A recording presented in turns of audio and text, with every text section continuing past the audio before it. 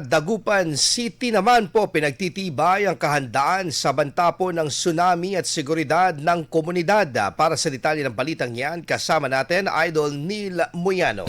104.7 IFM Report.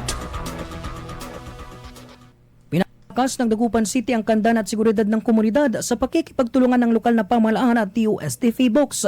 Sumasa ilalim ang 15 barangay sa tsunami drills, hazard mapping at evacuation training upang matiyak ang mabilis at ligtas na pagtugon sa sakuna. Napatunayan ang bisa ng maagang paghanda ng makapagbukas ang lungsod ng 50 evacuation centers para sa mahigit 10,000 pamilya noong nakarang bagyo nang walang naiulat na casualty. Kasabay nito ay panamahagi ang tig 1 milyong piso sa 9 na barangay ng Lumpoy, sa Lapingaw, Bacayao Sur, Barangay 2 and 3, Pugaro Suta, Lucawa, Binloca, Barangay 1 at Barangay Mamalinglinga. Ang mga ito ay para sa mga proyektong pang-infrastruktura at seguridad tulad ng konkreting ng daan, CCTV installation, drainage works, riprap at solar street lights.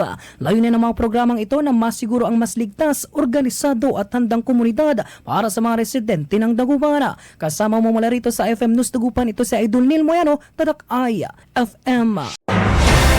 IFM News. IFM News. IFM News.